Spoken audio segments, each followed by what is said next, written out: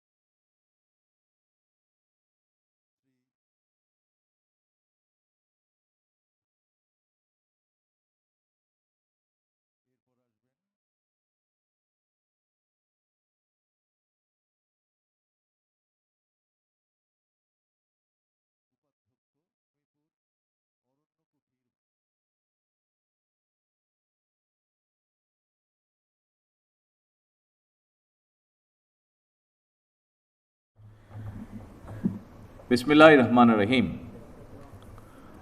পবিত্র মাহে রমাদানের 23তম দিনে সম্মানিত ইমাম, খতিব, মুয়াজ্জিন এবং অন্য ধর্মের ধর্মীয় গুরুদের নিয়ে আয়োজিত আজকের এই অনুষ্ঠানের সম্মানিত সভাপতি, অনুষ্ঠানে উপস্থিত বিশিষ্ট আলেম মাশায়েখগণ, উপস্থিত অন্যান্য ধর্মের ধর্মীয় নেতৃবৃন্দ এবং ধর্মীয় গুরুবৃন্দ, মন্ত্রিপরিষদের সদস্যবৃন্দ, উপস্থিত বিভিন্ন পর্যায়ের সরকারি কর্মকর্তা বৃন্দ এবং উপস্থিত সকল সম্মানিত উপস্থিতিবৃন্দ, আসসালামু আলাইকুম। আজকের এই ব্যতিক্রম ধর্মী এই অনুষ্ঠানে আপনারা এমন কিছু মানুষ আজকে এখানে একত্রিত হয়েছেন, কোনো বাধ্যবাধকতা ছাড়াই মানুষ যাদেরকে সম্মান করে, জীবনের অনেক কঠিন মুহূর্তে যাদের কাছে দুটো ভালো উপদেশ বা সঠিক পরামর্শ মানুষ আশা করে এবং পেয়েও থাকে। আজকের এই অনুষ্ঠানে রয়েছেন ইসলাম ধর্মের ধর্মীয় ব্যক্তিত্ব, ইমাম, খতিব, মুয়াজ্জিম সাহেবগণ। উপস্থিত রয়েছেন একই সঙ্গে হিন্দু, বৌদ্ধ, খ্রিস্টান ধর্মের বিভিন্ন নেতৃত্ব, পুরোহিত, সেবায়েত, বিহার অধ্যক্ষ এবং উপাধ্যক্ষ। যে উদ্দেশ্যে আজ আমরা এখানে একত্রিত হয়েছি, ইতিমধ্যেই আপনারা সেটি দেখেছেন, সেটি জেনেছেন, সেটি আপনারা শুনেছেন। সমাজের বিভিন্ন শ্রেণী পেশার মানুষ যারা অর্থনৈতিকভাবে হয়তো বা অনেক ক্ষেত্রে পিছিয়ে রয়েছেন, তাদের জন্য একটি সম্মানী বা আর্থিক সহায়তা কিংবা কর্মসংস্থান সৃষ্টির মাধ্যমে আর্থিক বৈষম্য দূর করে আমরা সবাই মিলে একটু শান্তিতে একটু ভালোভাবে থাকব। জাতীয় নির্বাচনের আগে আমরা জনগণের কাছে সেই রকমই প্রতিশ্রুতি দিয়েছিলাম। জনগণের রায়, আল্লাহর রহমতে বিএনপি সরকার গঠনের পর ভোটের কালই নখ থেকে মোচনের আগেই আমরা আমাদের সকল প্রতিশ্রুতি ধারাবাহিকভাবে বাস্তবায়নের কাজ শুরু করেছি।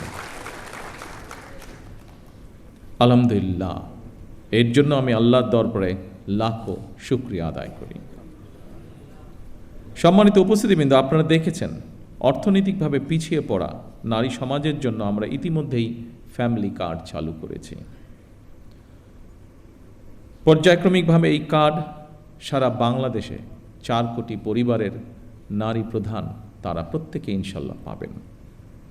আগামী 14ই এপ্রিল তথা 1 বৈশাখ থেকে আমরা ইনশাল্লাহ ফার্মার্স কার্ড বা কৃষক কার্ডের পাইলট প্রজেক্ট চালু করব। ইনশাল্লাহ আগামী 16ই মার্চ দিনাজপুর থেকে শুরু হচ্ছে আমাদের খাল খনন কর্মসূচি। আবারও আল্লাহর কাছে শুকরিয়া, আলহামদুলিল্লাহ, আজ থেকে খতিব, ইমাম, মুয়াজ্জিম এবং অন্য ধর্মের ধর্মীয় গুরুদের জন্য আর্থিক সহায়তা বা সম্মানী কর্মসূচির পাইলট প্রজেক্ট চালু হলো।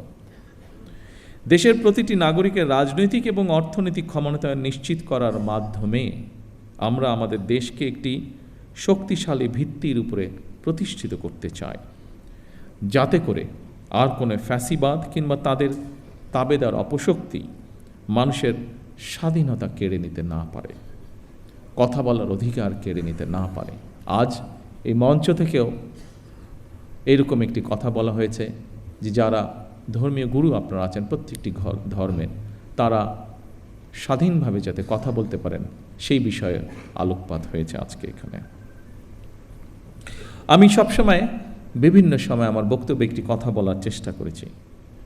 আমি একজন রাজনৈতিক কর্মী হিসেবে দৃঢ়ভাবে বিশ্বাস করি যে দেশের নাগরিকদেরকে যদি দুর্বল করে রাখা হয় তাহলে রাষ্ট্র কখনোই শক্তিশালী হতে পারে না।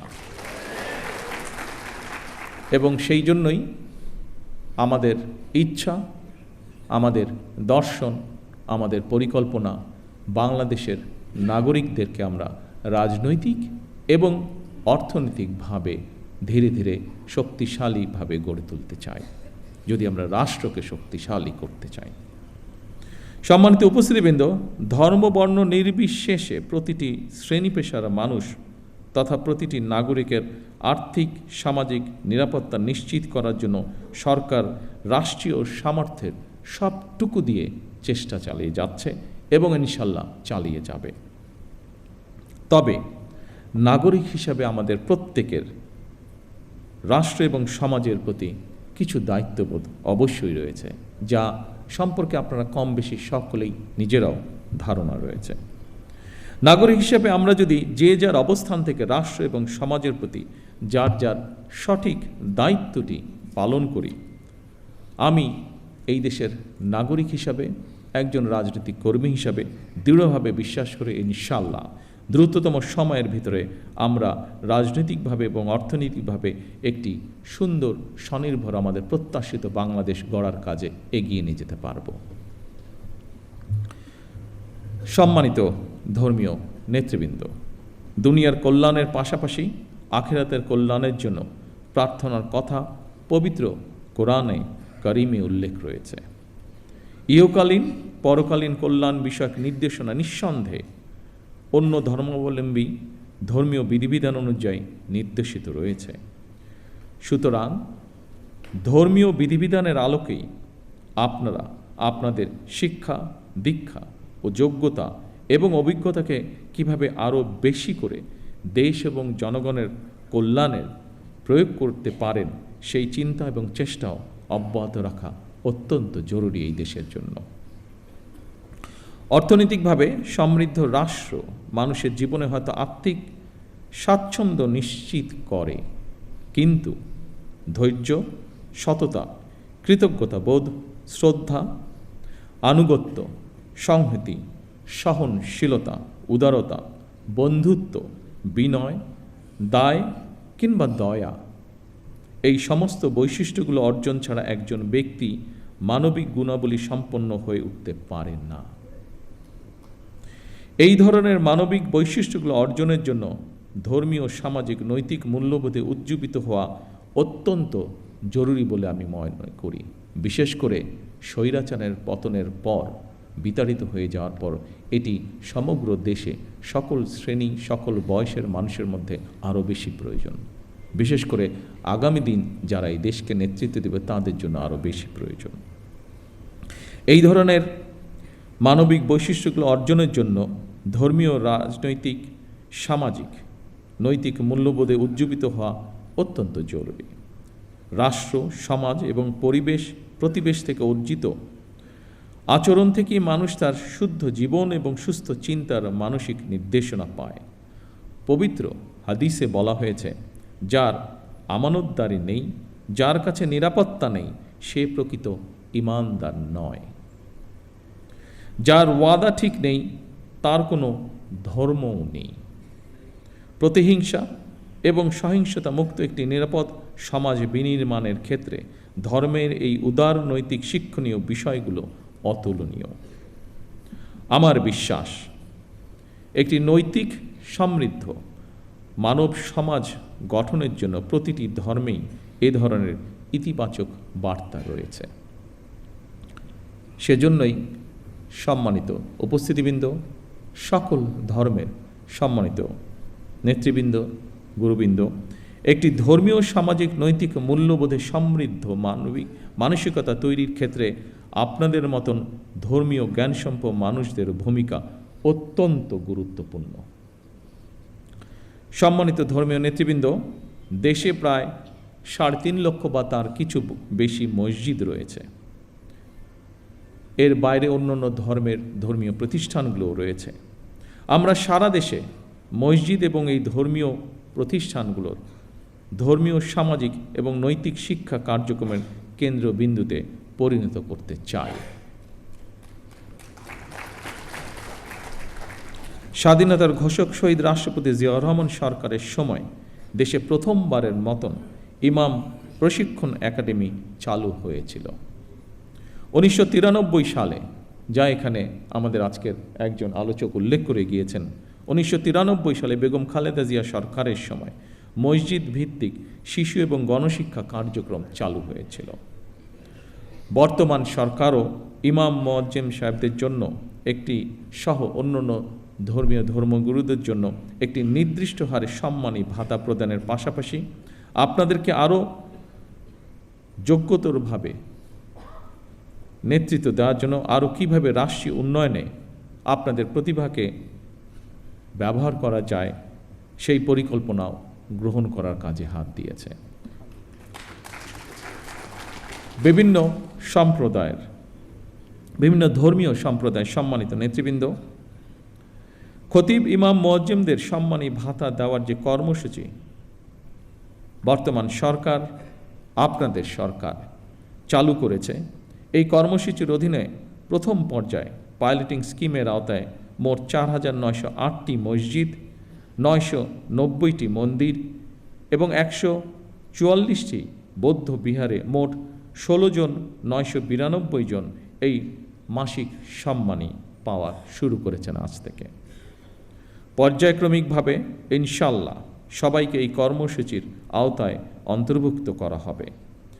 বিভিন্ন শ্রেণী পেশার মানুষের জন্য সরকারের এইসব অর্থনৈতিক কর্মসূচি উদ্যোগের মূল উদ্দেশ্য হচ্ছে, যা আমি আগেই উল্লেখ করেছি, নাগরিকদেরকে অর্থনৈতিকভাবে স্বাবলম্বী করে গড়ে তোলা।